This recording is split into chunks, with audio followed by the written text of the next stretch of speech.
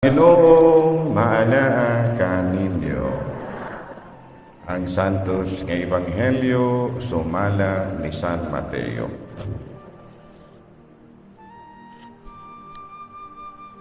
Tapos sa unong kaadlaw, gidala ni Jesus si Pedro ug ang managsuon nga si Santiago ug si Juan ngadto sa taas nga bukid. Samtang nagtan-aw sila kaniya, nausab ang iyang panagway, ang iyang nawong misanag sama sa adlaw, ug naputi ang iyang bisti sama sa kahayag. Unya nakita sa tulo ka tinun-an si Moises ug si Elias nga nakigsulti kang Hesus. Si Pedro miingon kaniya, "Ginoo, maayo nga ania kita dinhi. Kung gusto ka, magbuhat ako dinhi og tulo ka payag. Usa alang kanimo, usa alang kang Moises, ug usa alang kang Elias." Samtang nagsulti siya niini, usa ka masanag nga panganod mitabon kanila, ug unya usa ka tingo gikan sa panganod miingon, "Kini ang pinalangga kong anak nga ako gikahimutan, pamati kamo kaniya." Sa pagkadungog sa mga tinun-an sa tingog, nangahadlok sila pag-ayo ug tungod niini nang hapa sila. Miduol si Jesus ug gihikap sila. "Tindog kamo ug ayaw kahadlok," miingon siya. Sa paghangad nila, wala na sila laing nakita gawas kang Jesus. Samtang naglugsong sila sa bukid, gipinahan sila ni Jesus. "Ayaw ninyong isugilon kang bisan kinsa kining panan-awon nga inyong nakita, hangtod nga nabanhaw na ang anak sa tao." Mga igsuon ko diha ni Kristo, ang Ebanghelyo sa Ginoo. Manglingkod. Sa ikaduhang higayon, good morning na usab kanatong tanan. Good morning. Kalakip na ang atong mga followers sa Facebook, no? Because kining atong wali karon, ato kining gi-post usab sa Facebook. So muna nga dunay pipila nga makakita pud unya niini. So muna nga ato pud silang timbayaon, no? Kining atong misa ni ang kinatong himua sa Parish Church sa Ayungon, Negros Oriental, sa Central Visayas ni siya, Ayungon. But anyway, karong Domingo ang atong fiesta mao ang Transfiguration. Unsa man ang Transfiguration? Ang pagkausab sa panagway ni Jesus, no? Ang pagkausab sa iyahang panagway. So unsa may atong pamalandong niini, no? Ang atong pamalandong sa pagkausab sa panagway ni Jesus mao nga nahitabo kini aron masabtan sa mga magtotoo ni Kristo nga dili siya ordinaryo nga tawo lamang. Siya usa ka Dios. Sumana nga ang atong katolikong pagtuo nagtudlo kanato nga si Kristo matuod nga Dios ug matuod nga tawo. Klaro ba? Klaro wala. Kinsa gani si Kristo? Matuod nga Dios ug matuod nga tawo. Unya napamatud-an ka na sa naato karon nga pagbasa sa Ebanghelyo nga he was transfigured. He was transformed, no, ang iyahang panagway. Unya gitudlo kini, gitagaan kini og gibug-aton sa mga apostoles aron nga makahatag kini inspirasyon sa mga magtotoo, no, nga si Kristo nga atong gisimba isip Dios, tinuod gyud ay nga Dios.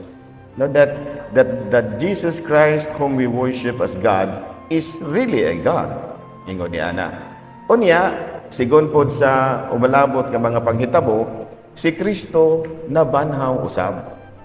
No, di ba? Namatay siya, nag-antos siya sa ikatulo ka adlaw, nag-antos siya, namatay og gilubong. Sa ikatulo ka adlaw, nabanhaw siya. So mao gihapon nakapalig-on usab kini sa atong pagtuo nga si Kristo Dios gyud. Ingon ni ana. And then of course, with this kind of belief that we have, makahatag kini kanato og inspirasyon nga kita usab di ay isip mga sumusunod ni Kristo kung mamatay kita uban kaniya, kamot ka ba nga musunod sa iyahang mga pagtulunan, mamatay ang imong pagkatawhanon apan ang imong kalag mabanhaw usab unya dito sa langit. Mao man ay pinakasentro sa atong pagtuo, the cross and the resurrection, ang mga pagsakripisyo ug ang kabanhawan. Pinaagi sa atong mga pagsakripisyo, we can be transfigured.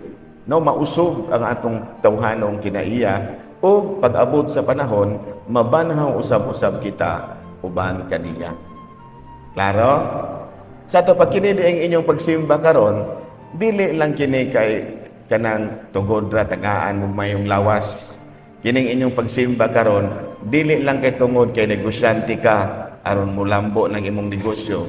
Dili lang tungod kay duna kay anak tuwa dito sa Amerika, iampo nimo aron tagaan og mayong lawas dito. Dili lang mga tawhanong rason.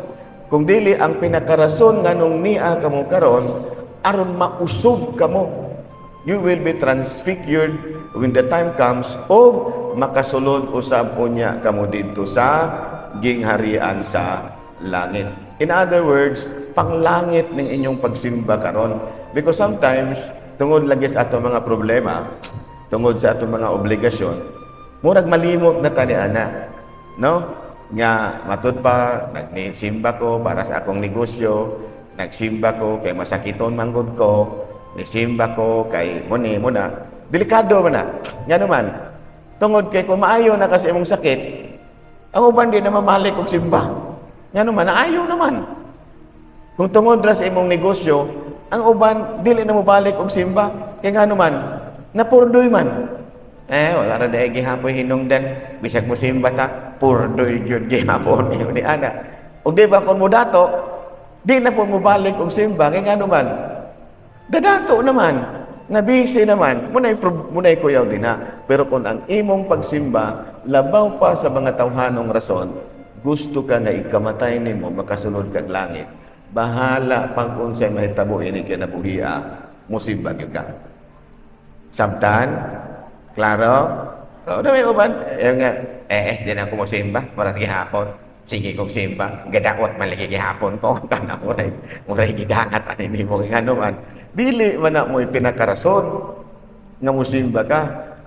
O rason magihapon na aron kaluyan kas Ginoo, pero dili gyud na mao. Ang pinaka-prime reason ngano nga nagsakripisyo ka, ni-appeal ka sa sakripisyo sa misa, aron nga makabaton ka og kabanhawan.